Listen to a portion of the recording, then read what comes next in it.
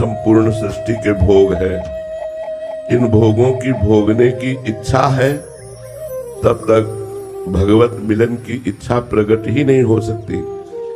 और जब तक भगवत मिलन की लालसा नहीं, तो प्रेम की बातें करना केवल हो सकता है।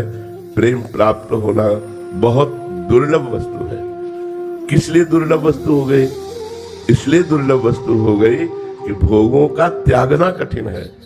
हम तो भगवान के सहज अंश हैं, अपने अंशी अपने प्रीतम से प्यार करते हैं, करते थे, करते रहेंगे, पर हम उनको न जानने के कारण उन्हें विषय पदार्थ व्यक्ति के रूप में आज हम देख रहे हैं। जब सर्वत्र हमारे प्रभु विराजमान हैं, तो हम प्रभु से ही प्यार कर रहे हैं। जैसे बेटे से प्यार कर रहा है तो प्रभु से प्यार कर रहा है।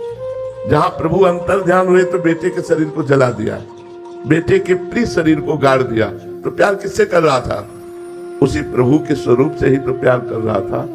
जो पदार्थों में, व्यक्तियों में, जगत में कहीं भी प्रीति है, ना जानने के कारण वो मोह, राग और आसक्ति के नाम से कही गई, ममता के नाम से कही गई, पर वहां प्रभु की सत्ता है। ना सतो विद्यते भाव, ना भाव विद्यते सता। सत का कभी अभाव नहीं है और असत की सत्ता नहीं है। पर माने हुए तुम्हारे राग को जब तक विवेक के द्वारा त्याग नहीं किया जाएगा, तब तक अनुराग नहीं प्रकट हो सकता। इसीलिए भगवान श्री राम जी ने कहा, जननी जनक बंधु सुतदारा, तन धन धाम सुहृद परिवारा, सबकी ममता ताग बटोरी, मम पद मनहि बांधि बर डोरी।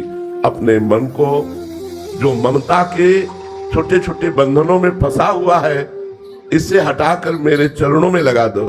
चाहे माता पिता भाई बंधु मकान शरीर जो भी जहां भी है, वहां से तुम राग रहित होकर मेरी भावना करो। हटाने का मतलब है ऐसा नहीं कि माता पिता परिवार से हम द्रोह कर ले या उदासीन हो जाए, ऐसा नहीं है। उन्हीं में हम भगवान की भावना करके सेवा करें। पुत्र में भगवान, पत्नी में भगवान, माता पिता में भगवान। तो जो हम राग और मोह कर रहे हैं वही अनुराग बन जाएगा। भगवत भाव होते ही हर विषय का सेवन करना पड़ेगा।